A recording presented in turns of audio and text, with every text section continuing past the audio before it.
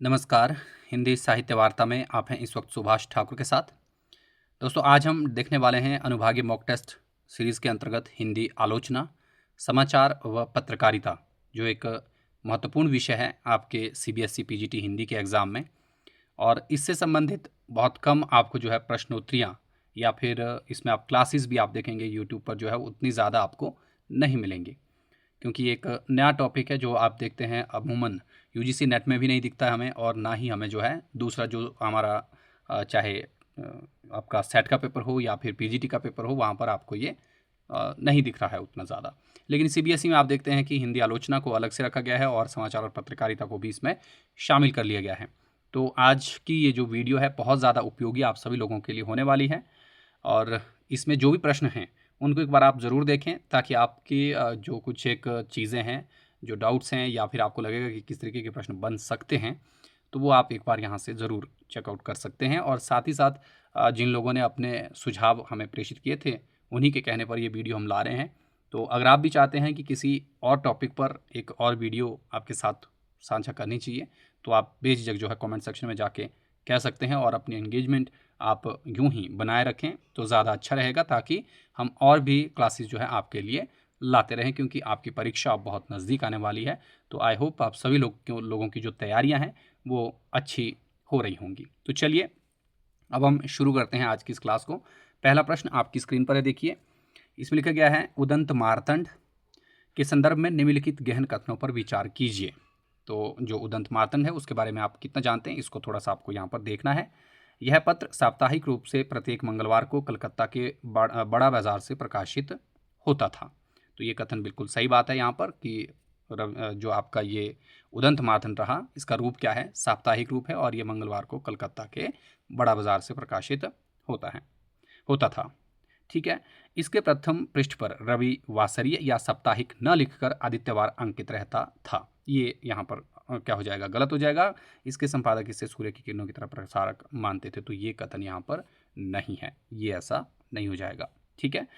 डाक महसूल, जिसको हम पोस्ट चार्जेस कहते हैं, उसकी अत्यधिक दरों और सरकार द्वारा रियायत न मिलने के कारण यह मात्र 79 अंक प्रकाशित होने के बाद दिसंबर 1827 में बंद हो गया था। तो ये बात बिल्कुल सही है इसके बारे में। तो ये दो चीज़ें जो हैं आपकी सही हो जाएंगी, बाकी जो दूसरी चीज़ है वो गलत हो जाएगी, यानी कि दूसरे नंबर का कथन आपका गलत है। केवल 1 और 3 जो है यहाँ पर सही हो जाएगा। ठीक है। तो ये बात आप यहाँ पर थोड़ा सा ध्यान रखें। कुछ लोगों को लग रहा है कि शायद मेरा जो बताने का तरीका बहुत ज़्यादा है या ज़्यादा जल्दी है। तो अगर आपको लग रहा है कि उसमें ज़्यादा तेज़ हो रहा है, तो फिर आप बता सकते हैं, या फिर ठीक चल रहा है तब भी आप कह सकते हैं। हालांकि एक कमेंट शायद वो इस वाली सीरीज़ के रिगार्डिंग तो नहीं था, कोई एल टी टेट की क्लास थी, उसमें शायद उनका ऐसा एक कमेंट आया कि भाई आप ज़्यादा जल्दी जल्दी समझा देते हैं, जिससे कई बार समझ नहीं आता है। तो अगर आपको भी ऐसा लग रहा है कि ज़्यादा ही तेज़ हो रहा है, तो समझ नहीं आ रहा है, तो फिर आप बता सकते हैं बेझिझक। ठीक है। दूसरा प्रश्न देखते हैं हम। बाल मुकुंद गुप्त ने भारत मित्र पत्रिका में किस गवर्नर जनरल के शासनकाल की तीखी आलोचना शिवशंभू के चिट्ठे नाम से की थी, और इस बहस में उनका प्रतिवाद किस लेखक ने किया था? तो दोनों प्रश्न यहाँ पर एक साथ जो है आपको दे दिए गए कि भारत मित्र जो पत्रिका रही, देखिए, बाल मुकुंद गुप्त ने इस पत्रिका से इन्होंने किस गवर्नर जनरल जो शासन जिसका रहा उसकी तीखी आलोचना की है। तो ये भी प्रश्न कई बार पूछ जाता है, भारत मित्र के संपादक, तो ये याद रखिएगा, है ना। और इसके साथ साथ आपको याद रख लेना है कि यहाँ पर किसकी बात हो रही है, लॉर्ड कर्जन की। आप सब लोगों ने हिंदी उपन्यास ये जो आपके निबंध हैं उसमें पढ़ा भी होगा। ठीक है। और महावीर प्रसाद द्विवेदी के साथ जो है इनकी क्या हो गई थी, जो तीखी बहस भी इनकी हुई थी। ठीक है। किस बात को लेकर के थी, किस शब्द को लेकर के थी, ये प्रश्न भी आपको बड़े काम का है। ये मैंने बहुत बार बताया, अगर आपको भी मालूम है तो आप कमेंट सेक्शन में जाकर ज़रूर बताइए, और देखता हूँ कि कितने लोग जो है इसका सही आंसर दे देते हैं। और इस पर एक स्टोरी भी बड़ी अच्छी है, जो आप पढ़े होंगे तो अच्छी बात है, नहीं पढ़े हैं तो फिर उसको पढ़ लीजिएगा कि इन दोनों के बीच में विवाद क्या रहा और क्या क्या उसने आगे रूप लिया था। ठीक है। तीसरा प्रश्न देखिए, सरस्वती पत्रिका के संपादन क्रम और ऐतिहासिक मोड़ों के संबंध में कौन सा युग्म या तथ्य जो है वो असत्य हैं, ये आपको यहाँ पर बताया गया है। तो चलिए देखते हैं। सबसे पहले यहाँ पर आपको ध्यान रख लेना है कि प्रश्न में पूछा गया है असत्य। तो हमेशा अक्सर हम गलती जो कहाँ पर करते हैं, यही कर लेते हैं कि सत्य और असत्य में कन्फ्यूज़ हो जाते हैं प्रश्न को के उत्तरों को या विकल्पों को देखते देखते। ठीक है। तो यहाँ पर लिखा है जनवरी 1900 में इसके प्रथम अंक का संपादन एक संपादक मंडल बाबू श्याम सुंदर दास, राधा कृष्ण दास, जगन्नाथ दास रत्नाकर, कार्तिक प्रसाद खत्री, किशोरीलाल गोस्वामी, इन 5 लोगों ने मिलकर किया। बिल्कुल सही बात है ये, इसको आप बिल्कुल ध्यान में रखेंगे। महावीर प्रसाद द्विवेदी ने जनवरी 1903 भाग 4 संख्या 1 से दिसंबर 1920 तक इसका कार्यभार संभाला। बिल्कुल सही बात है, सरस्वती पत्रिका के बारे में आपको डिटेल से पढ़ना ही पड़ेगा। ठीक है, द्विवेदी जी के बाद इसका संपादक पद्मलाल पुन्नालाल बख्शी और देवीदत्त शुक्ल ने संभाला था। ये तीनों ही बातें जो है हमने पढ़ी हुई हैं क्लास के दौरान भी। ठीक है, इसलिए इनको ध्यान में रखिएगा। सरस्वती का प्रकाशन प्रारंभ से ही इंडियन प्रेस प्रयाग इलाहाबाद की बजाय काशी वाराणसी से होता था और अंत तक वहीं से ही हुआ, तो ऐसा नहीं है। सरस्वती का प्रारंभिक प्रकाशन जो है जनवरी 1900 में कहाँ से होता था? काशी से ही होता था। ठीक है, लेकिन 1902 जो कि तीसरा भाग रहा है इसका, इससे इसका प्रकाशन इंडियन प्रेस, जिसको हम प्रयाग इलाहाबाद स्थानांतरित कर दिया गया था इसको, है ना। ये आपने यहाँ पर ध्यान रख लेना है और वहीं से जो है ये ज़्यादा प्रतिष्ठित भी हुई। इस आधार पर आप कह सकते हैं कि ये जो है, जो आपका ऑप्शन नंबर डी है, पूर्ण सत्य नहीं है, लेकिन जो आपका ये अंत तक काशी से नहीं बल्कि प्रयाग से छपती रही, ये बात आपको यहाँ पर ध्यान रखनी है। तो डी ऑप्शन इसका क्या हो जाएगा? गलत हो जाएगा। ओके, चलिए चौथा प्रश्न देखते हैं। एक तरफ पत्रिका दी है, दूसरी तरफ जो है उसकी कुछ ऐतिहासिक तथ्य या विशेष अंक दिए हैं, इनके बारे में जानना है। तो चांद के बारे में लिखा है, देखिए चांद जो है ये फांसी अंक रहा इसका 1930 का एक ऐतिहासिक प्रकाशन जिसने ब्रिटिश सरकार को हिला दिया। दूसरी तरफ ये विशेष तथ्य है, इसको आपने सुमेलित करना है। तो ये बात तो बिल्कुल सही है। ठीक है, फांसी अंक का ऐतिहासिक प्रकाशन ब्रिटिश सरकार को हिला दिया। ठीक है, और दूसरा है आपका, देखिए प्रेमचंद द्वारा बनारस से प्रारंभ होती थी हंस, आत्मकथा अंक 1932 और ऐतिहासिक ये संपादन रहा। ये बात भी बिल्कुल सही है। तो इसके बाद जो है आगे लिखा है, देखिए मतवाला सूर्यकांत त्रिपाठी निराला की रही, इसका जुड़ाव इसके मुख पृष्ठ पर अमीय गरल शशि सीकर पंक्तियां अंकित हैं। बिल्कुल सही बात है ये भी, और इस आधार पर डी अपने आप में ही सही हो जाएगा। तो ये कुछ मुख्य बातें हैं, इनको थोड़ा सा आप एक बार जरूर देखेंगे तो ज़्यादा अच्छा रहेगा। ऑप्शन नंबर 1 ही इसका आपका बिल्कुल सत्य हो जाएगा। नेक्स्ट है, कादम्बनी और इंडिया टुडे हिंदी पत्रिकाओं के संदर्भ में निम्नलिखित में से कौन सा वर्गीकरण पूर्णतः सही बोला गया है? यहाँ पर इसको आपने एक बार देखना है। ठीक है, तो कादम्बनी और इंडिया टुडे पत्रिकाओं के संदर्भ में बोला गया है कि कौन सा वर्गीकरण जो है वो ज़्यादा अच्छा है या उचित है। तो कादम्बनी विशुद्ध राजनीतिक साप्ताहिक, जबकि इंडिया टुडे सामाजिक और सांस्कृतिक त्रैमासिक पत्रिका रही। ये बात सत्य है। कादम्बनी साहित्यिक सांस्कृतिक मासिक रही और संपादक राजेंद्र अवस्थी। इंडिया टुडे समसामयिक राजनीतिक पाक्षिक। लेकिन यहाँ पर ऊपर ही लिख दिया गया, तो अपने आप में ये बात क्या हो जाएगी? कॉन्ट्राडिक्टरी होगी ना, क्योंकि यहाँ पर हमने इसको क्या पढ़ा, इंडिया टुडे को क्या पढ़ लिया? सामाजिक सांस्कृतिक। यहाँ पर समसामयिक और राजनीतिक कैसे आ सकती है? सांस्कृतिक जब जुड़ गया। ठीक है, लेकिन फिर भी आगे देख लेते हैं। कादम्बनी डिजिटल प्लेटफॉर्म पत्रिका, जबकि इंडिया टुडे मुद्रित दैनिक समाचार पत्र। ठीक है, तो यानी कि ये भी सही हो गया और ये आपका क्या हो गया? सही नहीं, गलत हो गया। ये आपका सही हो गया, मतलब इनसे डिफरेंट आ रहा है। ठीक है, इसको आप याद रखें। कादम्बनी डिजिटल प्लेटफॉर्म पत्रिका, इंडिया टुडे मुद्रित दैनिक समाचार पत्र, ये भी इसमें क्या हो गया? गलत हो गया। ठीक है, तो ये पहले की थी तो ये डिजिटल नहीं थी, इंडिया टुडे जो है ये डिजिटल हो जाएगी, उल्टा करके इसको दे दिया। ठीक है, दोनों पत्रिकाएं प्रगतिशील लेखक संघ, ठीक है, प्रोग्रेसिव राइटर्स एसोसिएशन PWA, ठीक है, के आधिकारिक मुखपत्र रही हैं। तो ये भी यहाँ पर क्या हो जाएगा? गलत हो जाएगा। ठीक है, तो ये बात आपने यहाँ पर ध्यान में रख लेनी है इन दोनों पत्रिकाओं के बारे में। एक जो बिल्कुल बाद की है, एक जो है बिल्कुल प्रारंभिक हो जाएगी। ऐसे करके आप इसको देख लीजिए। तो ऑप्शन नंबर बी जो है यहाँ पर आपका सत्य हो जाएगा इन बाकी ऑप्शंस की अपेक्षा। ठीक है, तो ये बात यहाँ पर आपकी ठीक हो जाएगी। नेक्स्ट है यहाँ पर फीचर लेखन और सामान्य समाचार रिपोर्टिंग के तकनीकी अंतर के संबंध में कौन सा कथन दोषपूर्ण है? अब यहाँ पर ये आपको बताना है कि जो फीचर लेखन है, जो कि आपके पाठ्यक्रम में अलग से इस बार दिया हुआ है, हालांकि उतने ज़्यादा डिटेल से मुझे नहीं लगता कि प्रश्न पूछेंगे, लेकिन फिर भी एक बार आप इस प्रकार के प्रश्नों को थोड़ा सा देखें। तो फीचर लेखन और सामान्य जो रिपोर्टिंग होती है, ठीक है, जिसको हम रिपोर्टाज भी कर देते हैं कई बार, ये बोल रहा है कि उनमें एक तकनीकी अंतर संबंध जो है वो कौन सा कथन जो है उसके संदर्भ में दोषपूर्ण रहता है। तो समाचार रिपोर्टिंग का मुख्य उद्देश्य पाठक को तत्कालीन घटनाओं से अवगत कराना होता है। यहाँ पर देखिए ये सारी चीज़ें जो है आपको बिल्कुल ध्यान में रख लेनी है। यहाँ से आपको समाचार के बारे में कुछ कुछ बातें क्लियर हो जाएंगे जब आप इस प्रश्नोत्तरी को कर रहे हैं तो, ठीक है। जबकि जो फीचर है उसका उद्देश्य सूचना देने के साथ साथ मनोरंजन व शिक्षित करना भी होता है। जैसे हिंदी फीचर फिल्म आप देख लेते हैं तो उसमें क्या है, कुछ सूचना भी रहती है लेकिन उसके साथ साथ मनोरंजन और शिक्षा भी रहता ही है, ठीक है। तो ये अंतर है। जबकि समाचार का उद्देश्य क्या है, पाठक को सिर्फ घटनाओं से अवगत करवाना है। ये बात बिल्कुल सत्य हो जाएगी, दोषपूर्ण ये नहीं है। समाचार लेखन में उल्टा पिरामिड, ये उल्टा पिरामिड के बारे में आप आगे फिर से पढ़ेंगे कि इसमें क्या होता है कि इसका जो है, इसको हम इन्वर्टेड पिरामिड कहते हैं, शैली का कड़ाई से पालन होता है समाचारों में कि पहले ही आपको जो है मूल जो घटना है उसको बता दी जाती है, फिर उसका विस्तार किया जाता है, ठीक है। जबकि स्टोरी में क्या चलता है, फीचर में क्या चलेगा, फीचर में जो है धीरे धीरे चलेगी, है ना। पहले एक सामान्य बात होगी, फिर कुछ और होगा, फिर क्लाइमैक्स वगैरह उस तरफ बढ़ते हैं ना। तो ये चीज़ है। तो यहाँ पर ये भी क्या हो जाएगा, सही हो जाएगा। जबकि फीचर लेखन का कोई निश्चित संरचनात्मक सीमा नहीं होती, यह कथात्मक शैली में भी हो सकती है, यानी कि उसमें स्टोरी चलेगी, जो मैंने पहले ही आपको बता दिया, ठीक है।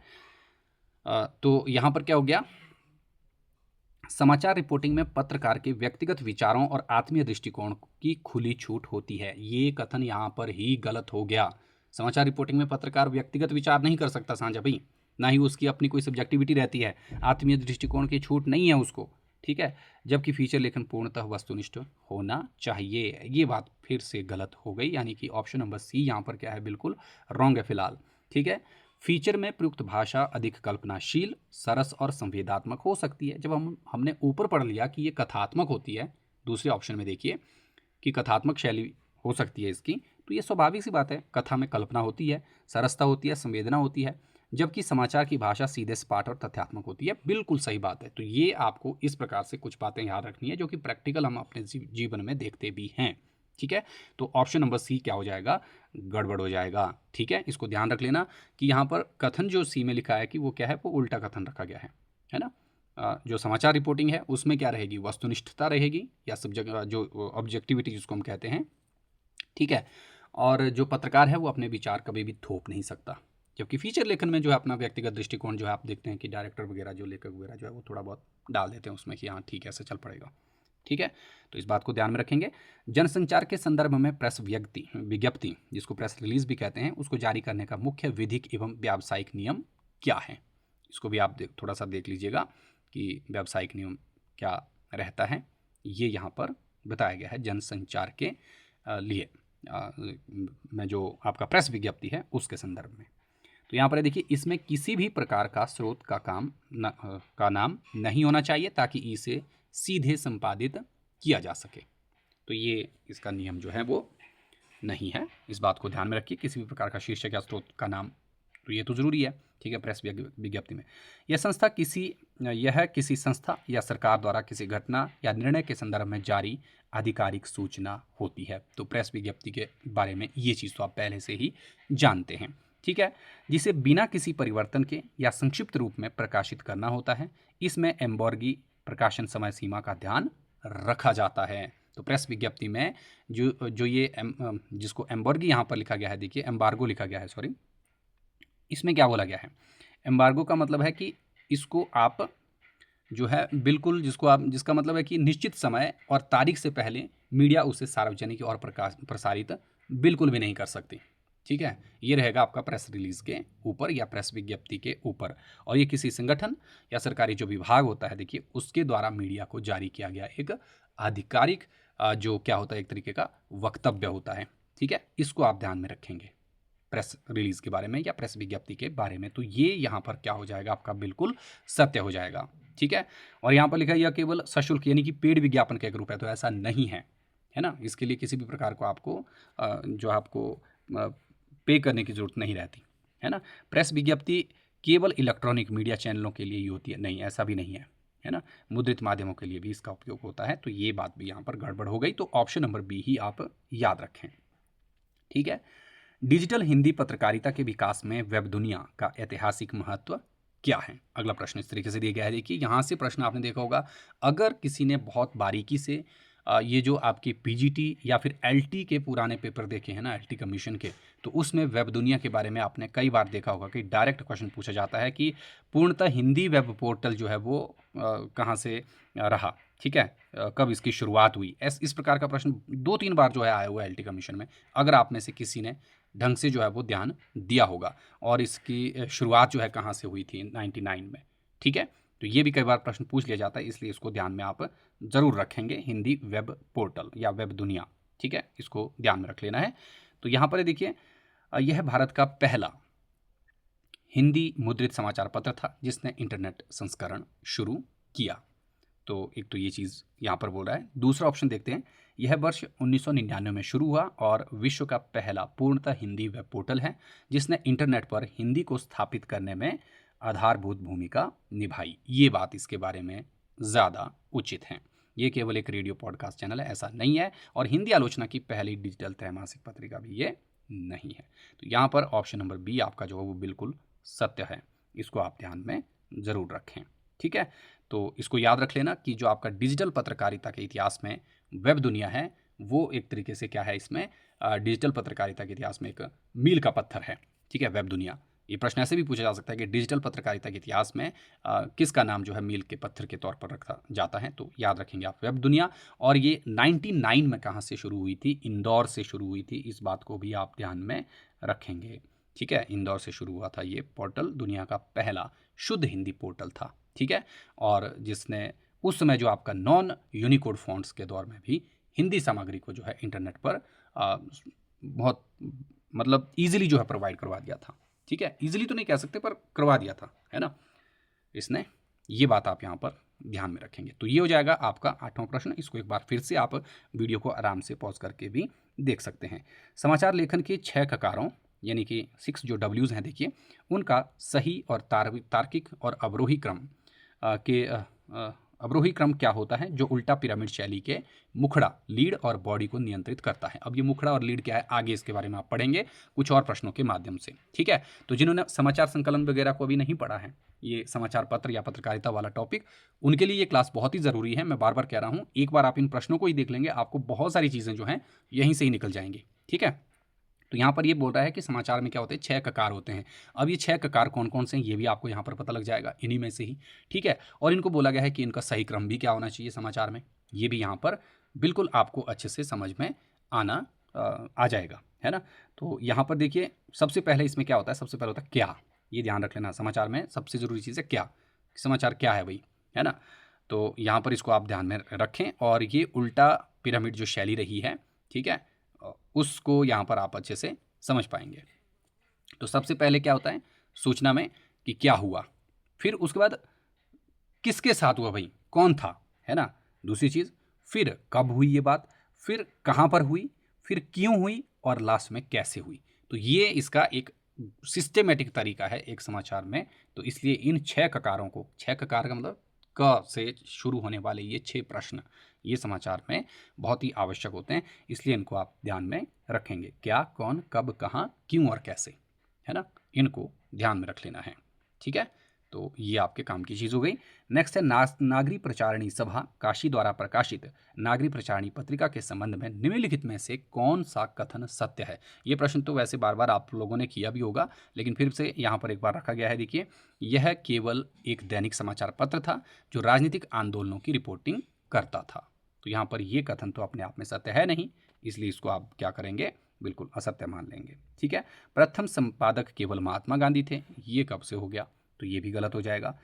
वर्ष 1896 में प्रारंभ यह हिंदी का प्रथम और सर्वश्रेष्ठ शोध पत्रिका, जिसको रिसर्च जर्नल कहते हैं, देखिए ये रहा, जिसने प्राचीन हस्तलिखित ग्रंथों की खोज और आलोचनात्मक मूल्यांकन की नींव रखी, ठीक है। इसको आपने यहाँ पर ध्यान में रख लेना है। हालांकि सही तरीके से बाद में ये 1897 में चला, लेकिन पहले 1896 ही आपको इसको ध्यान में रख लेना है कि यहाँ पर जो है इसकी क्या हुई, शुरुआत हुई। तो ये ऑप्शन यहाँ पर बिल्कुल सत्य हो जाएगा।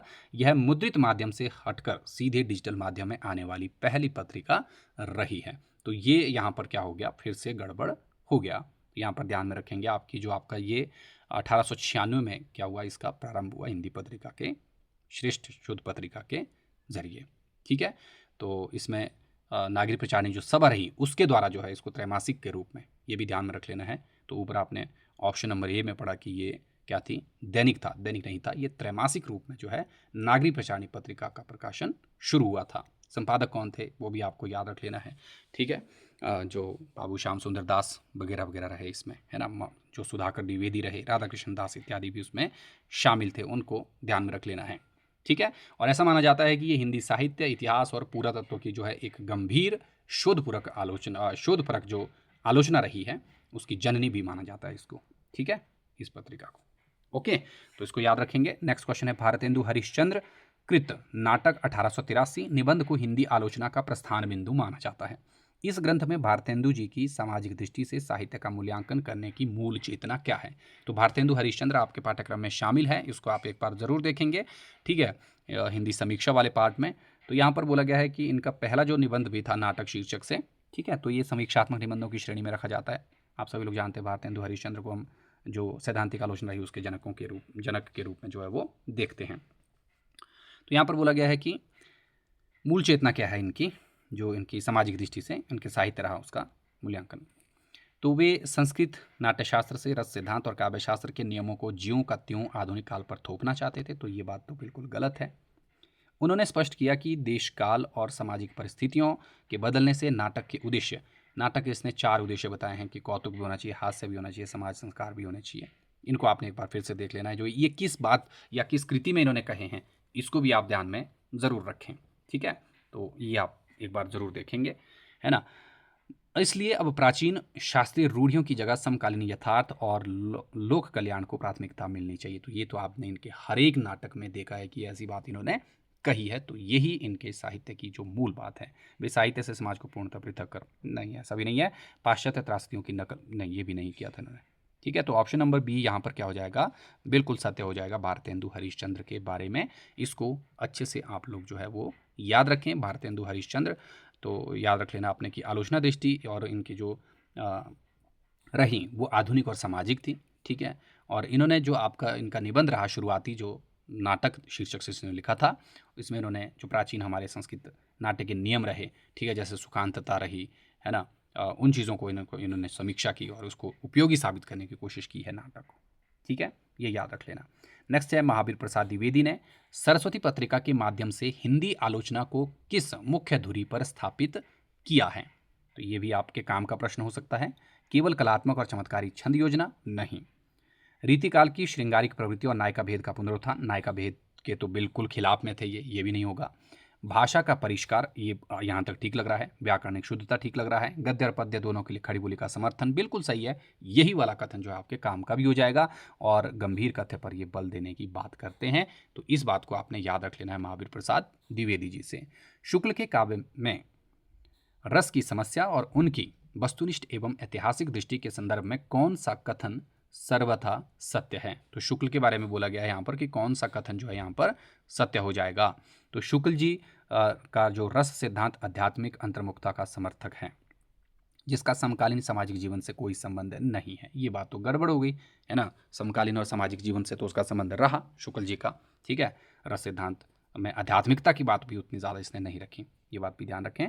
शुक्ल जी ने साधारणीकरण की व्याख्या करते हुए आलम्बनत्व धर्म का साधारणीकरण माना, ये बात बिल्कुल सत्य है। बहुत बार आपने इसको एग्जाम में पढ़ा हुआ है। और साथ ही साथ जन कल्याण या लोक मंगल की भावना से भी इन्होंने बोला कि साहित्य जो है वो लिखा जाता है। तो ये बात इनकी बिल्कुल सत्य साबित हो जाएगी। बाकी ऑप्शन जो है आपको देखने की ज़रूरत नहीं पड़ेगी, ठीक है।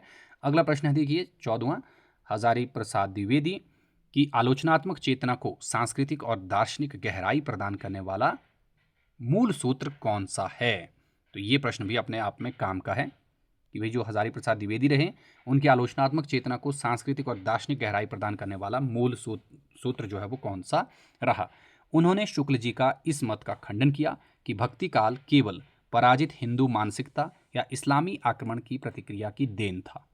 उन्होंने दावा किया कि मैं जोर देकर कहना चाहता हूं कि अगर इस्लाम न भी आया होता तो भी इस साहित्य का बाहर आना वैसा ही होता जैसा आज है। वेरी वेरी इंपॉर्टेंट है ये लाइन, और ये बिल्कुल सत्य बात जो है यहाँ पर बोली गई है कि जो हजारी प्रसाद द्विवेदी रहे, उनकी आलोचनात्मक चेतना की जो सांस्कृतिक और दार्शनिक गहराई प्रदान करने वाला मूल सूत्र यही है। क्योंकि शुक्ल जैसे एक बड़े समीक्षक के साथ टकराना अपने आप में एक कोई आसान काम नहीं था, ठीक है। तो ये बात आपको यहाँ पर ध्यान में रख लेनी है। बाकी जो लिखा है कि साहित्य को केवल राजाओं और नवाबों के दरबार और युद्ध वर्णन के संकीर्ण चश्मे से देखते थे, तो ऐसा नहीं था। सिद्धों और नाथों के साहित्य को अपभ्रंश की धार्मिक कृतियां कहकर इनको साहित्यिक कोटि से पूरी तरह बाहर कर दिया। ये इन्होंने नहीं किया, शुक्ल ने ही किया था। ठीक है, बाद में इन्होंने माना उसको कि भाई वो सांप्रदायिक थी, लेकिन बाद में उन्होंने फिर से हिंदी साहित्य में आप देखते हैं कि पूर्व पीठिका के तौर पर उनको रख लिया। ठीक है, तो ये बात जो है बिल्कुल सही नहीं है। उन्होंने सिद्धों और नाथों को साहित्य के अपभ्रंश की धार्मिक कृतियां चौके, उनका दर्शन केवल पाश्चात्य मार्क्सवाद से प्रेरित था, तो ये भी नहीं है।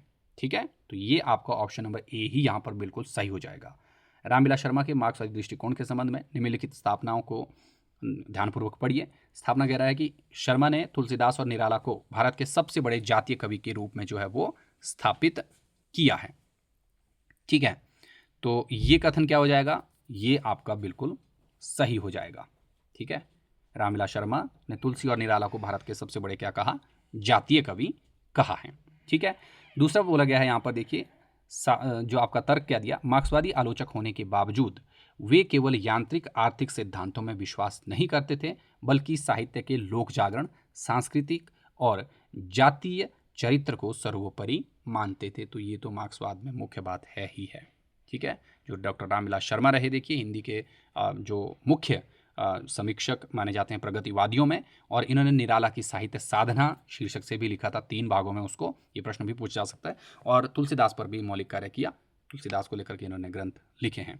ठीक है, और साथ ही साथ जो पश्चिमी प्रगतिशीलता रही उसको सीधे थोपने के बजाय इन्होंने क्या किया, जो भारतीय हमारी समाज की जो दृष्टि रही, ठीक है, सामंतवादी विरोधी जो चेतना रही, या लोक कल्याण की बात जो कही है ना, भारत के जो जातिगत गौरव की बात इन्होंने की, जातिगत नहीं मतलब हम कहेंगे कि जातीय गौरव, जनमानस के उत्थान की बात जो इन्होंने की, ठीक है, तो उसको जो है मार्क्सवादी द्वंद्वात्मक भौतिकवाद के आलोक में जो इन्होंने एक तरीके से जो है बहुत अच्छे तरीके से उसको बताने की या समझाने की कोशिश जो है वो की है। तो यहाँ पर दोनों ही कथन जो है वो क्या हो जाएंगे, आपके बिल्कुल सत्य हो जाएंगे, इसको आप ध्यान में रखिएगा।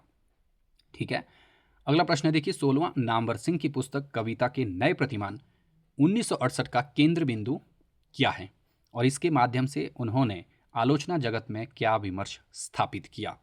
ये प्रश्न भी बहुत महत्वपूर्ण प्रश्न हो सकता है, इसलिए इसको ध्यान रखिएगा। पहली तो ये बात आपको याद रख लेना है कि कविता के नए प्रतिमान किसकी रचना है, नामवर सिंह की।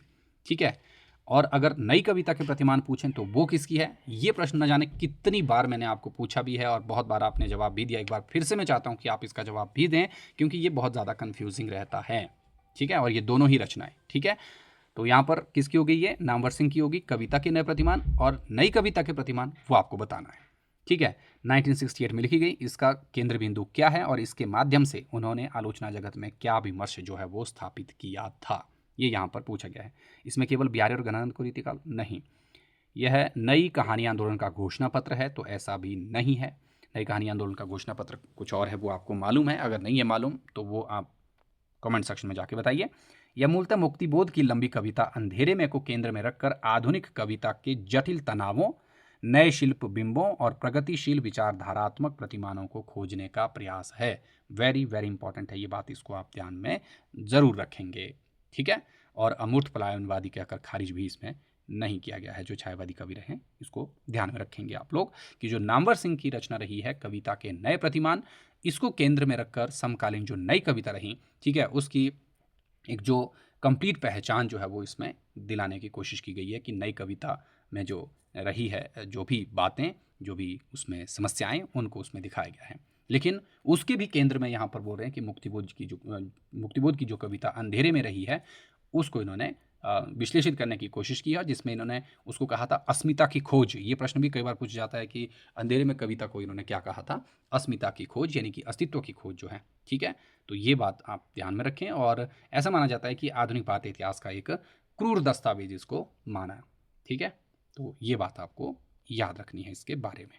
तो बहुत महत्वपूर्ण प्रश्न है, ध्यान में रखेंगे। अब हालांकि कुछ लोग बीच में कह रहे थे कि बहुत आसान हो रहे थे, तो इसलिए थोड़ा सा इनको इस प्रकार से बनाया गया है ताकि आप लोगों के लिए थोड़े से ये और ज़्यादा गहराई से आप इसको समझ सकें।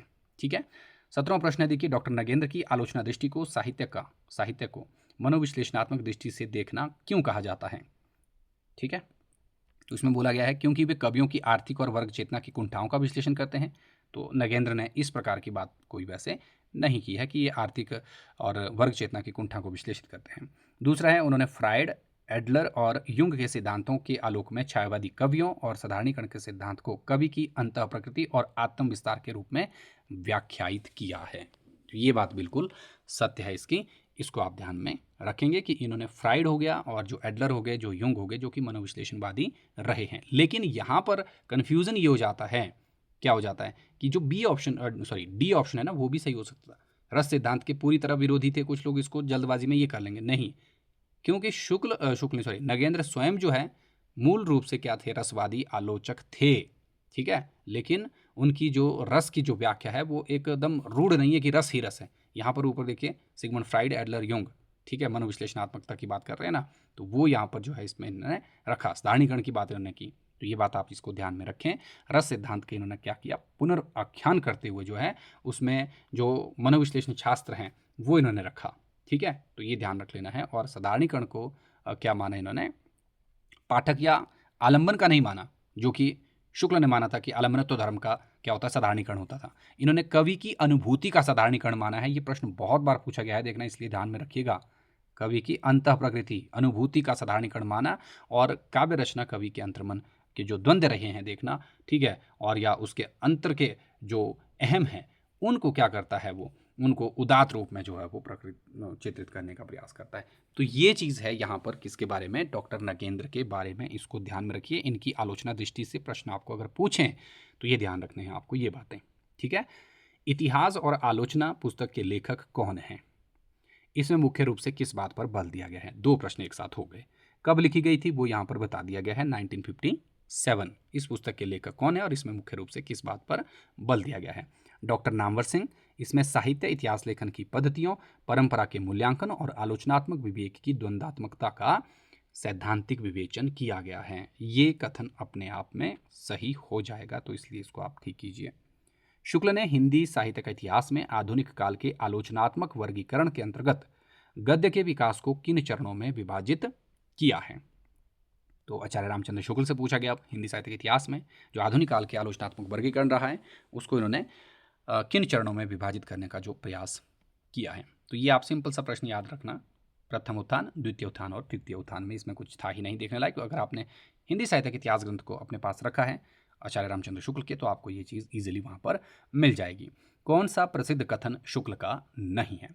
यदि गद्य कवियों की या लेखकों की कसौटी है तो निबंध गद्य की कसौटी, ठीक है। ये प्रश्न आपने बहुत बार पढ़ा हुआ है। अभी हमने जब पीछे निबंधों को स्टार्ट भी किया था तो वहाँ पर भी हमने इसके बारे में देखा था। कविता का अंतिम लक्ष्य जगत के मार्मिक पक्षों का प्रत्यक्षीकरण करके उनके साथ साथ मनुष्य हृदय का सामंजस्य स्थापन है। इन्होंने कविता क्या है निबंध में कहा है, बार बार आपने पढ़ा भी है इसको। मनुष्य की मुक्ति की तरह कविता की भी मुक्ति होती है, ये कथन भी आपने पढ़ा है। लेकिन ये शुक्ल का नहीं है, ये सूर्यकांत त्रिपाठी निराला जी का है, तो इसलिए यहाँ पर शुक्ल का कथन ये नहीं होगा, ठीक है। बैर क्रोध या क्रोध का अचार या मुरब्बा है, ये बात भी इन्होंने कही है, ठीक है। अब ये किस निबंध में कही है ये आपको बताना है ना, बहुत महत्वपूर्ण है। ये कथन भी छोटा सा कथन है, कई बार पूछा जाता है। महावीर प्रसाद द्विवेदी कृत कवि कर्तव्य जो 1911 में रहा, देखिए, इस निबंध के संदर्भ में निम्नलिखित में से कौन सा शिल्पगत सुझाव इन्होंने तत्कालीन कवियों को नहीं दिया था। तो ये यहाँ पर रखना है आपको ध्यान में। तो इसमें देखिए बाकी चीज़ों को छोड़ के मैं सीधा आपको उत्तर बता देता हूँ कि गद्य और पद्य की भाषा में क्या होनी चाहिए, पूर्ण पृथकता होनी चाहिए। गद्य खड़ी बोली में और पद्य अनिवार्यतः ब्रज भाषा में होना चाहिए।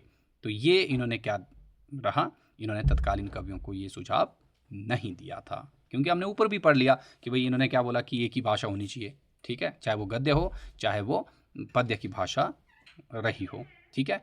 तो ये बात आपको ध्यान में रख लेनी कि जो महावीर प्रसाद द्विवेदी रहे, इनका जो संपूर्ण आंदोलन ही इस बात पर टिका रहा कि गद्य और पद्य दोनों की भाषा क्या होनी चाहिए, वो एक ही होनी चाहिए। और वो कौन सी भाषा होनी चाहिए, वो खड़ी बोली ही होनी चाहिए, और कुछ भी इसमें नहीं होना चाहिए। और जो भी ब्रज भाषा के समर्थक रहे, देखिए, उनका इन्होंने विरोध भी किया है, ठीक है, इसको याद रखें।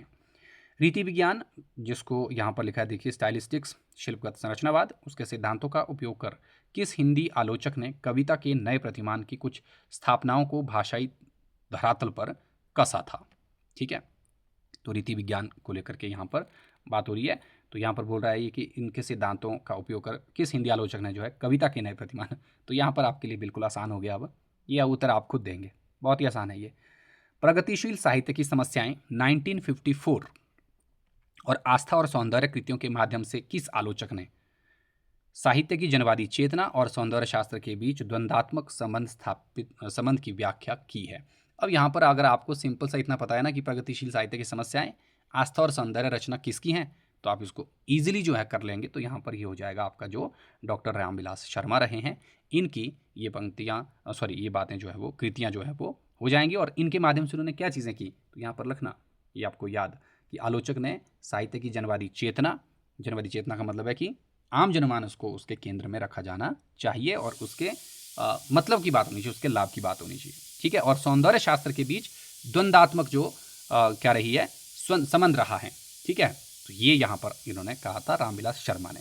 ठीक है, तो इसको ध्यान में रखिए, बस रचनाएं पता होती तो आप इसका आंसर जो है बहुत ईजिली जो है वो कर पाते, है ना। और इन दोनों में इसमें क्या किया है, प्रगतिशीलता के नाम पर जो है कविता में आने वाली जो जिसको आप कहते हैं कि स्पष्टवादिता जो इन्होंने रखी। ठीक है, तो ये चीज़ ध्यान रख लेना।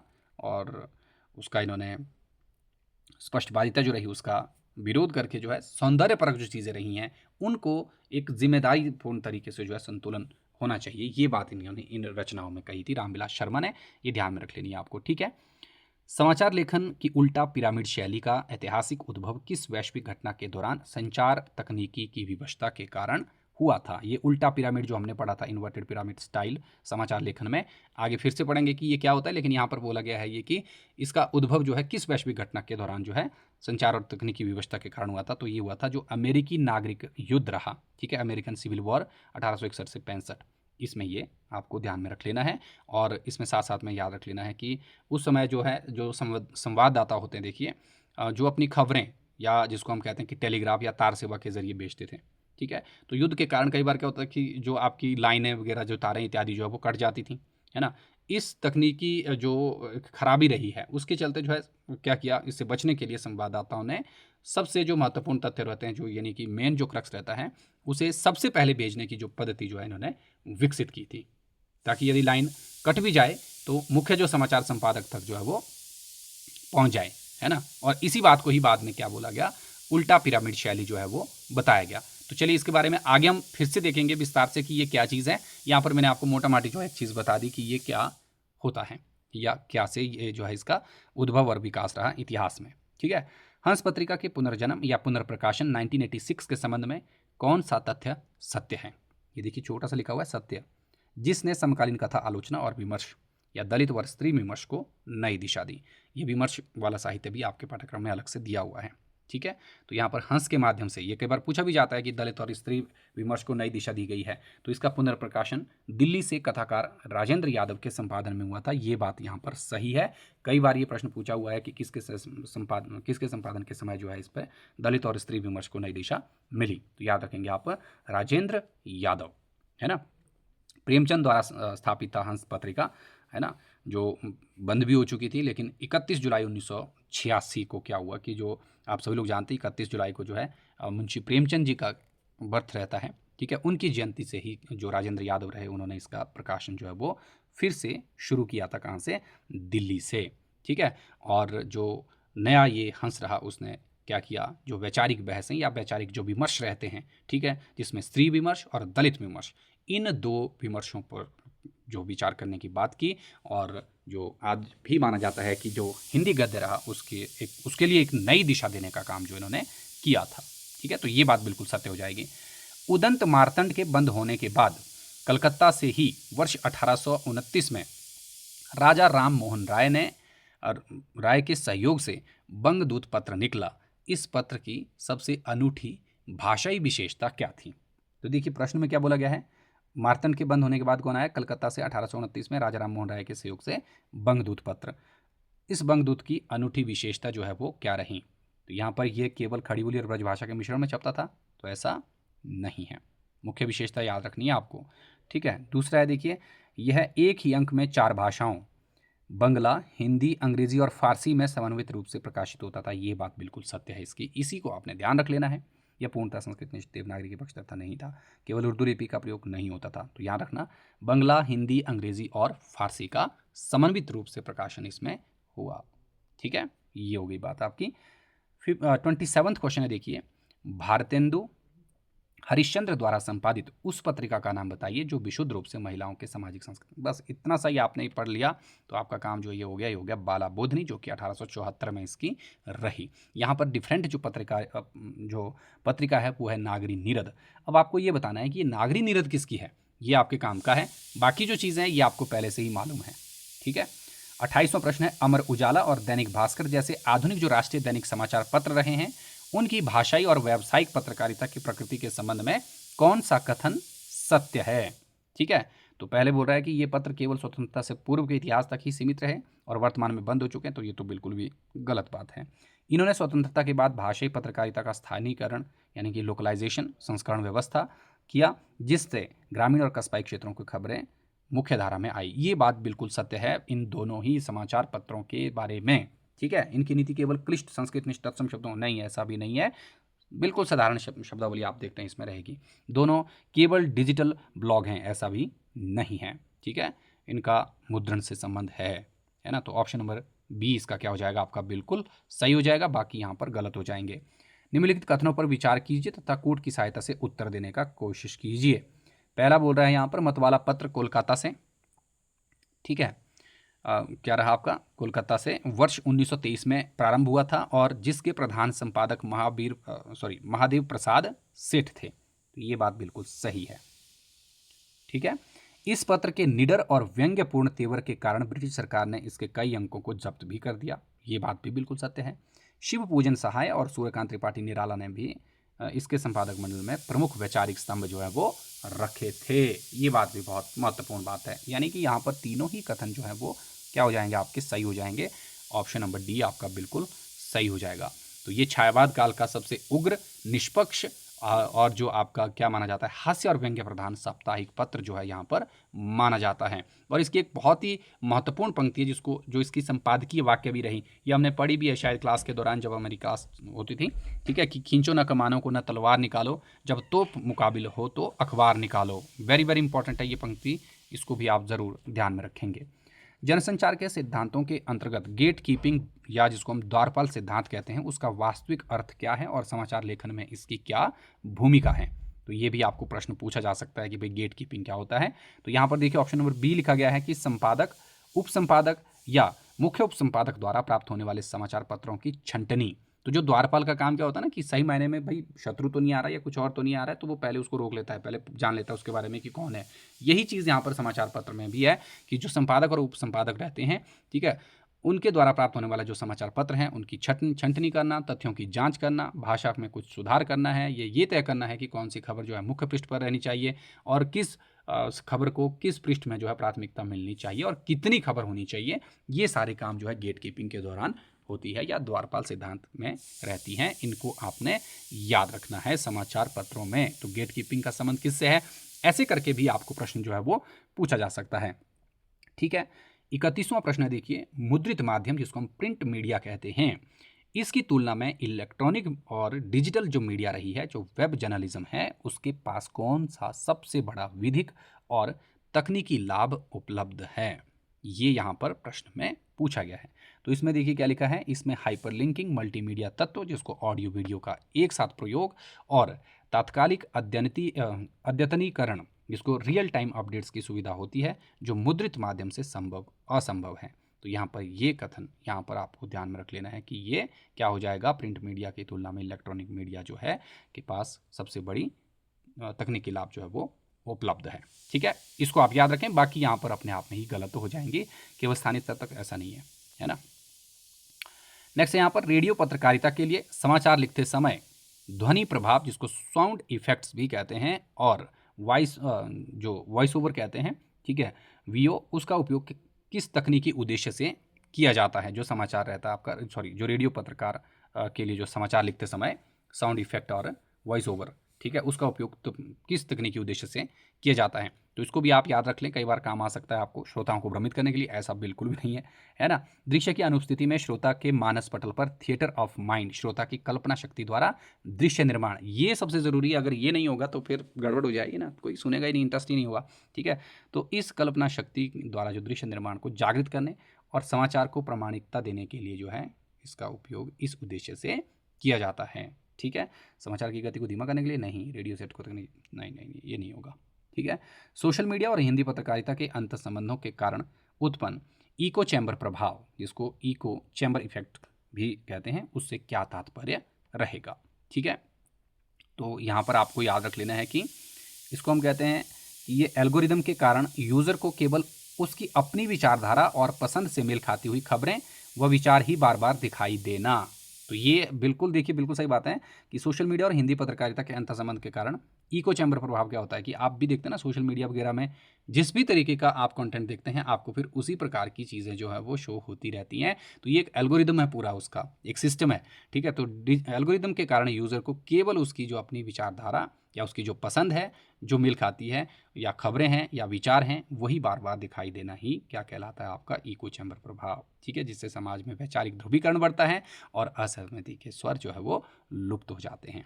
कोई असहमति नहीं बताता किसी चीज़ से, बस ठीक है जो मेरे अपने काम की चीज़ आ रही है, ठीक है, वैसी वैसी रील्स हम आज स्क्रॉल कर रहे हैं हर कोई। ठीक है। इसीलिए आप देखते हैं कि जो पढ़ाई वाली वीडियोज़ हैं उनमें व्यूज़ कम हैं, आप बस कुछ उल जुलूल जो बातें हैं उसमें बहुत ज़्यादा हैं, कोई बेकार के मतलब से हम हंस रहे हैं। तो ये सोशल मीडिया का प्रभाव है।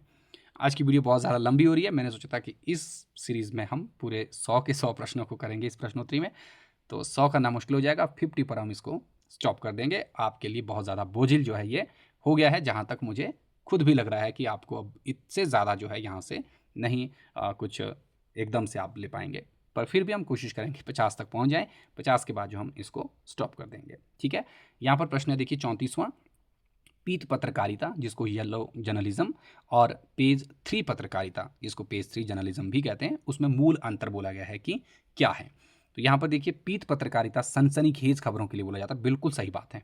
अफवाहों, चरित्र हनन और बिना जांचे तथ्यों पर आधारित कोई भी खबर आ जाए तो वो क्या है, आपकी पीत पत्रकारिता है। जबकि पेज 3 पत्रकारिता अभिजात वर्ग जो इलीट क्लास है, ठीक है, फिल्मी सितारे, पार्टियों और फैशन की चकाचौंध पर केंद्रित होता है। बिल्कुल सही बात है, इसको आप ध्यान में रखें कि कई बार ऐसा प्रश्न पूछा जा सकता है कि पेज 3 जर्नलिज्म क्या है, या पेज 3 पत्रकारिता क्या है, या पीत पत्रकारिता जिसको येलो जर्नलिज्म कहते हैं। ये प्रश्न आने की संभावनाएं बहुत ज़्यादा हैं एग्जाम में, इसलिए इनको आपने ज़रूर जानना है। ठीक है। तो प्रश्न ऐसे पूछा जा सकता है कि जो आपका अभिजात वर्ग है, फिल्मी सितारे हैं, पार्टियों और फैशन की जो चकाचौंध पर केंद्रित समाचार रहते हैं, उसको क्या कहते हैं। तो याद रख लेना आपको, पेज 3 जर्नलिज्म, है ना, याद रखिएगा। नेक्स्ट है यहाँ पर विशेषीकृत पत्रकारिता, स्पेशलाइज्ड जो जर्नलिज्म है, उसके अंतर्गत खोजी पत्रकारिता, इन्वेस्टिगेटिव जर्नलिज्म का मुख्य विधिक दायित्व क्या होता है। अब खोजी पत्रकारिता भी एक और रूप आ गया, तो ये क्या रहेगा, इसमें आपको ध्यान में रख लेना है कि जो आपका खोजी पत्रकारिता है वो है सार्वजनिक जो महत्व रहे हैं, सार्वजनिक महत्व के उन भ्रष्टाचारों, घोटालों और गुप्त तथ्यों के गहरे अनुसंधान, साक्ष्यों और जोखिम के साथ जनता के सामने लाना, जिन्हें सत्ता या ताकतवर लोग छिपाना चाहते हैं। खोज करना एक तरीके से। ठीक है।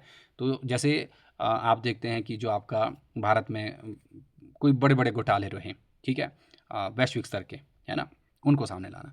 तो ये लोकतंत्र के वास्तविक प्रहरी होती है आपकी खोजी पत्रकारिता। ये भी कई बार प्रश्न पूछा जाता है कि लोकतंत्र का वास्तविक प्रहरी किसे माना जाता है। तो वो सिर्फ चौथा स्तंभ तो बोल दिया गया कि ठीक है मीडिया, लेकिन लोकतंत्र का वास्तविक जो प्रहरी है वो खोजी पत्रकारिता है। ठीक है। जैसे भारत में इसका एग्जाम्पल दिया जाता है कि जो वो फोर्स घोटाला रहा, ठीक है, या वैश्विक स्तर पर जो वाटरगेट कांड रहा, ठीक है, उसकी बात यहाँ पर की गई है। ठीक है।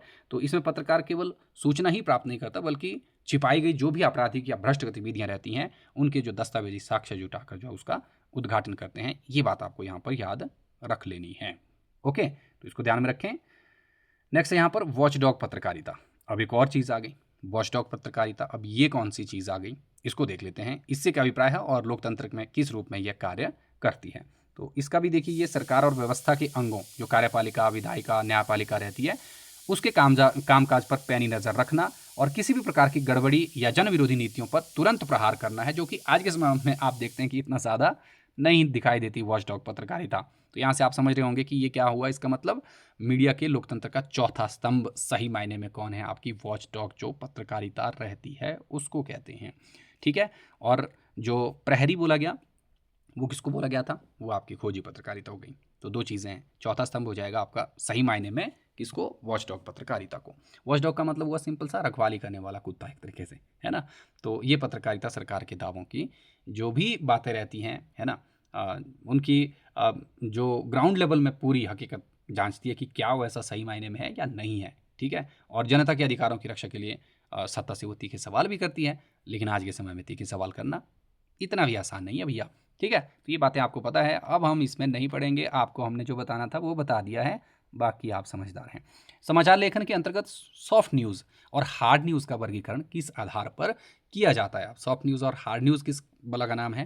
तो यहाँ पर देखिए, हार्ड न्यूज़ में क्या रहता है, ये तत्कालीन महत्व की गंभीर घटनाएं जैसे आपदा, राजनीति, अपराध, नीतिगत निर्णय। ये प्रश्न ऐसे भी पूछा जा सकता है कि आपदा, राजनीति, अपराध, नीतिगत निर्णय जो है ये किस प्रकार के समाचार के अंतर्गत आते हैं समाचार लेखन में। तो ये हो जाएगी आपकी जो आपकी कौन सी न्यूज़ हो जाएगी, हार्ड न्यूज़ हो जाएगी, ठीक है, गंभीर घटनाएं जो तुरंत प्रभाव डालती हैं। जबकि सॉफ्ट न्यूज़ मानवीय संवेदनाएं, जीवन शैली, मनोरंजन, कम तनाव वाली या सामयिक जो सामग्री होती है ये होती है। तो इनको आप क्या कहेंगे, सॉफ्ट न्यूज़ और हार्ड न्यूज़। इनको ध्यान में रख लीजिए, ये हमारे रोज़मर्रा में काम आने वाली जो चीज़ें रहती हैं। तो आप देखेंगे कि जो दैनिक समाचार पत्र रहते हैं उसके मुख्य पृष्ठ पर हमेशा क्या रहता है, हार्ड न्यूज़ से भरे रहते हैं वो, ठीक है। और वे समाज को तुरंत प्रभावित भी करते हैं, जैसे संसद का सत्र हो गया, कोई बड़ा हादसा हो गया या बजट आ गया, है ना। लेकिन इसके उल्टा अगर आप देखेंगे कि जो जैसे रविवारी जो सप्लीमेंट्स होते हैं या वीकेंड के जो संस्करण होते हैं, है ना, उसमें कला, पर्यटन, साक्षात्कार, ये खान पान की चीज़ें बता दी जाती हैं। कई बार जैसे रूपायन वगैरह वगैरह आती रहती हैं, है ना, आपने देखा होगा। तो वो चीज़ें इसमें रहेंगी सॉफ्ट में, तो इसको आप ध्यान में रखें। एडवोकेसी पत्रकारिता एक और आ गई अब। एडवोकेसी पत्रकारिता में क्या है, जिसमें जिसे पक्षधर पत्रकारिता भी कहा जाता है। तो ये आजकल ज़्यादा काम कर रही है। इसका मूल लक्षण क्या है, तो ये है किसी विशिष्ट विचारधारा, जन आंदोलन या सामाजिक मुद्दे जैसे पर्यावरण संरक्षण, मानवाधिकार के पक्ष में जनमत तैयार करने के लिए लगातार अभियान चलाना और निष्पक्षता के बजाय उस मुद्दे का खुला समर्थन करना। तो आज के संदर्भ में अगर आप देखें तो ये क्या है, इसको आपने बताने की कोशिश जो है वो करनी है, एडवोकेसी जर्नलिज्म की। एडवोकेसी हो तो रही है, लेकिन किसकी हो रही है ये आप ज़रूर बताएं, ठीक है। लेकिन अगर आप देखें जो एडवोकेसी जर्नलिज्म है ये क्या है, इसका मूल सिद्धांत होता है निष्पक्षता। लेकिन एडवोकेसी पत्रकारिता में क्या बोला गया है आपका, कि मीडिया संस्थान किसी बड़े व्यापक लोक कल्याणकारी मुद्दे या जो आपका सामाजिक आंदोलन रहता है, ठीक है, उसको अपना मुख्य एजेंडा बना लेता है और उसके पक्ष में जो है आक्रामक प्रकार की जो पत्रकारिता करने लगता है, ठीक है। इसको ध्यान में रख लेना एडवोकेसी जर्नलिज्म में, ठीक है। चलिए 39वां देख लेते हैं, मुद्रित माध्यमों में अशुद्धि शोधन या जिसको हम प्रूफ रीडिंग। अब आपको प्रूफ रीडिंग से प्रश्न ऐसा भी पूछा जा सकता है कि ये प्रूफ रीडिंग का हिंदी जो रूपांतरण है वो क्या है। अशुद्धि शोधन सही शब्द इसका पारिभाषिक हो जाएगा। इसके दौरान प्रयुक्त होने वाले चिन्ह में DELE डिले, ठीक है, या डिलीट जिसको हम कह लेते हैं, उसका क्या अर्थ होता है भाई प्रूफ रीडिंग में। तो यहाँ पर आप ध्यान में रखेंगे कि इससे क्या मतलब होता है। ये होता है आपका कि जो आपके अवांछित अक्षर हैं, यानी कि जिसको आपको ज़रूरत नहीं है, या कुछ शब्द हैं या वाक्यांश हैं, उनको हटाना ही क्या है, ये कहलाता है डिले या डिलीट, ठीक है। तो इसको आप ध्यान में रखें। और ये जो डिले है इससे आप याद क्या रखेंगे कि ये एक मतलब टेक्निकल टर्म है, ठीक है, लेकिन ये लैटिन भाषा से आया हुआ है जिसका मतलब ही मिटाना या हटाना होता है, ठीक है। तो प्रूफ रीडर हाशिए पर जो है इस चिन्ह को बनाकर क्या कर देता है, निर्देश दे देता है कि भैया ये शब्द जो है यहाँ पर नहीं होना चाहिए, या तो इसको हटा दो या कुछ और कर लो उसका, ठीक है। ये आपको याद रख लेना है। जनसंचार के क्षेत्र में एजेंडा सेटिंग सिद्धांत के प्रतिपादक मैक्सवेल, मैककॉम्स और डोनाल्ड शॉ के अनुसार मीडिया समाज को कैसे प्रभावित करता है। ये बहुत ज़्यादा डिटेल क्वेश्चन हो जाएगा, तो यहाँ पर ऑप्शन नंबर ए इसका देख लीजिए, बाकी चीज़ें छोड़ दीजिए जो आपके काम की लग रही हैं, ठीक है। तो एजेंडा सेटिंग सिद्धांत भी रहता है इसके प्रतिपादक, इसको ध्यान में रख लीजिएगा। और ये दूसरा नाम हो गया, इनके अनुसार समाज को ये कैसे प्रभावित करता है। मीडिया लोगों को ये नहीं बताता कि उन्हें क्या सोचना चाहिए, बल्कि वह ये तय करता है कि लोगों को किन मुद्दों पर सोचना चाहिए। ये आपने ज़रूर देखा होगा समाचारों में कि अब ये तय नहीं करेगा कि लोगों को क्या सोचना चाहिए, लेकिन वो आपके सामने कुछ ऐसी चीज़ें परोसेगा, ठीक है, कि आप उन्हीं मुद्दों को भी सोचते हैं। यानी समाज की जो विचारणीय मुद्दों हैं उनको प्राथमिकता सूची उनकी जो प्राथमिकता सूची है वो मीडिया ही तय करता है भैया। अब आप क्या किन मुद्दों को जो है सोचेंगे और क्या सोचेंगे ये नहीं बताएगा वो, है ना, वो आप खुद सोच लेते हैं। फिर अब कौन से मुद्दे आपके होने चाहिए वो ये ज़रूर दे देता है। तभी आप देखते हैं हमारे भारतवर्ष में जो है मीडिया ऐसे ऐसे मुद्दों को उछाल देती है कि बड़े ही गंभीर मुद्दे जो हैं वो फट से गायब हो जाते हैं और कुछ बेकार के बिना मतलब के मुद्दे कई बार जो है हमारे सामने आ जाते हैं, ठीक है। स्तंभ लेखन जिसको हम कॉलम राइटिंग भी कहते हैं, इनके संदर्भ में कौन सा कथन सर्वथा उपयुक्त है? जैसे एक चंडू खाने की गप, ये आपने ज़रूर सुना होगा। ये एक महत्वपूर्ण स्तंभ था। जैसे कई बार आजकल अगर आप ये देखते हैं, जैसे जीवन धारा चल रहा है या फिर आपके कुछ और चल रहे होते हैं इस प्रकार के, है ना? तो इनको कहते हैं हम जो आपके स्तंभ लेखन है, ठीक है? तो ये समाचार पत्रों में चलती है ये लगातार। तो इसके बारे में बोल रहा है यहाँ पर कि कौन सी चीज़ जो है वो सही है, सर्वथा उपयुक्त कौन सा है। तो ये देखिए, ये किसी विशिष्ट और ख्याति प्राप्त जो लेखक या विशेषज्ञ द्वारा क्या रहता है, किसी निश्चित विषय या क्षेत्र पर नियमित रूप से लिखे जाने वाला एक स्वतंत्र वैचारिक कोना रहता है, जिसमें लेखक की अपनी विशिष्ट शैली और छाप जो है वो होती है।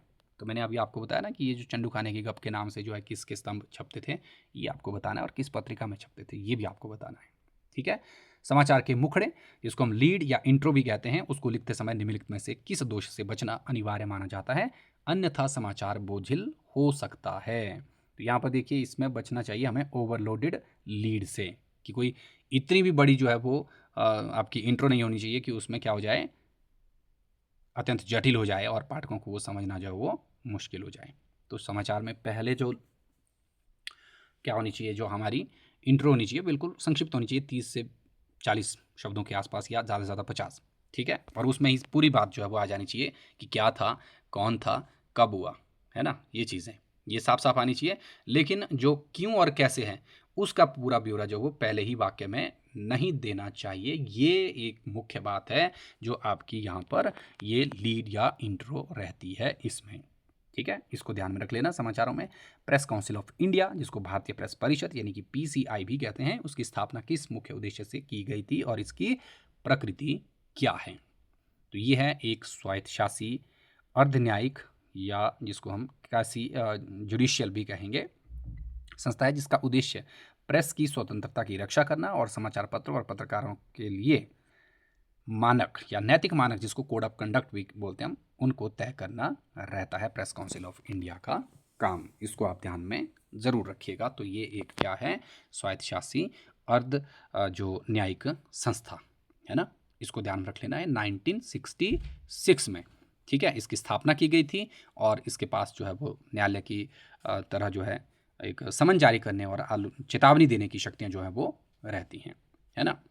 लेकिन यहाँ पर एक ध्यान रख लेना, ये किसी को जेल या जुर्माना जो है वो नहीं दे सकती। अगर इसके बारे में कई बार आपको पूछें भारतीय प्रेस परिषद के बारे में, तो ये चीज़ आप यहाँ पर ज़रूर इसकी याद रखेंगे। ठीक हो गया, इसको ध्यान में रख लेना है। भारत में सूचना का अधिकार अधिनियम आरटीआई एक्ट किस वर्ष लागू हुआ और जिसे खोजी और लोक महत्व की पत्रकारिता, ये तो सिंपल सा है, 2005 हो जाएगा ये आपका सही आंसर, ठीक है? इसमें तो कोई गड़बड़ वाली बात ही नहीं है।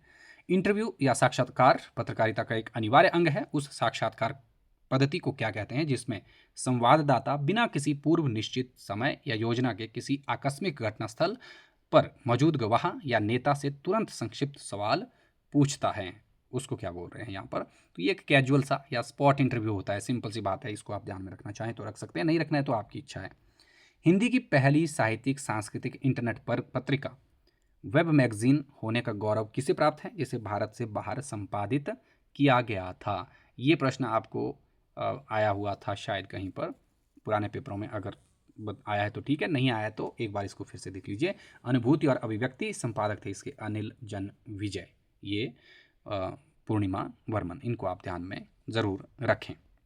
तो इंटरनेट के शुरुआती दौर यानी कि 2000 से 2001 में जो है अभिव्यक्ति और जो आपका अनुभूति नाम की जो वेब पत्रिकाओं ने प्रवासी भारतीयों और जो वैश्विक धरातल पर हिंदी कविताएं और जो कहानियां रहीं, इनको यूनिकोड के माध्यम से जो है वो एक तरीके से इनको कलेक्ट करने का कार्य जो है वो शुरू किया था, ठीक है? यूएई से किया गया था ये संपादन मुख्य रूप से, है ना? यूएई, यूनाइटेड अरब एमिरेट्स से, ठीक है? इसको आप ध्यान में रखें, हो सकता है सभी प्रश्न आपको पूछे जाएं। किसी समाचार पत्र के संपादकीय पृष्ठ एडिटोरियल पेज के संबंध में निम्नलिखित में से कौन सा कथन असत्य है? तो यहाँ पर नेक्स्ट क्वेश्चन है, देखिए, एडिटोरियल पेज के संदर्भ में बोला गया है कि कौन सा कथन असत्य हो सकता है। तो यहाँ पर इस पृष्ठ को समाचार पत्र की आत्मा या उसका वैचारिक चेहरा माना जाता है ना? तो ये बात तो बिल्कुल सही है कि एडिटोरियल से ही तो पता चलता है समाचार का मैक्सिमम जो बड़ी बड़ी विचारधारा है वो वहीं से ही तो लगती है पता। इसमें पाठकों के पत्र यानी कि लेटर्स टू एडिटर के लिए भी स्थान होता है जो जन फीडबैक को दर्शाता है, ये बात भी सही हो जाएगी, ठीक है? इस पृष्ठ पर छपने वाले मुख्य संपादकीय के नीचे अनिवार्य रूप से मुख्य संपादक के व्यक्तिगत हस्ताक्षर और नाम छापना विधिक रूप से अनिवार्य ऐसा जरूरी नहीं है ना। तो ये गलत हो जाएगा यहाँ पर। इस पृष्ठ की सामग्री वस्तुनिष्ठ समाचारों से भिन्न, पूर्णतः विश्लेषणात्मक और विचारात्मक होती है। ये बात बिल्कुल सत्य है। आपने संपादकीय पढ़ा होगा, जो आप लगातार न्यूज़पेपर अगर पढ़ते हैं तो उनको ये सारी बातें मालूम हैं। टेलीविजन पत्रकारिता के तकनीकी शब्दों के संदर्भ में एंकर विजुअल से क्या तात्पर्य है, ये प्रश्न जरूर पूछा जा सकता है। एंकर विजुअल क्या होता है? अब एंकर विजुअल आपको सिंपल सा ध्यान रख लेना है कि इसमें क्या चीज़ रहती है।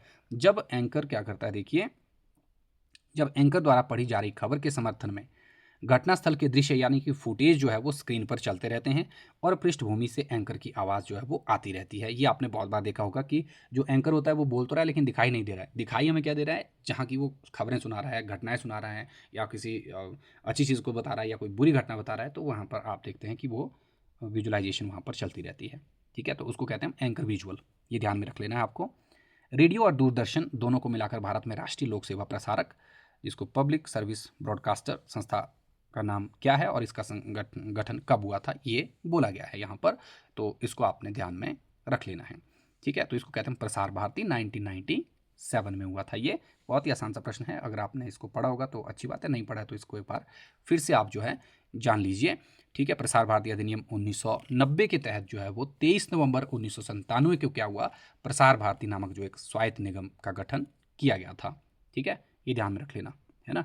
1990 के तहत, है ना, अधिनियम प्रसार भारती अधिनियम 1990 कब? 23 नवंबर 1997 को प्रसार भारती नामक स्वायत्त जो निगम का गठन किया गया। और इसके अंतर्गत रहा आपका आकाशवाणी और दूरदर्शन, जिसको हम AIR और DD, जैसे आप DD नेशनल देखते हैं ना, उसके सरकारी नियंत्रण से मुक्त करके जो एक लोक सेवा प्रसारक ढांचा इसका बनाया गया था। आज का आखिरी प्रश्न हम यहाँ पर करने वाले हैं।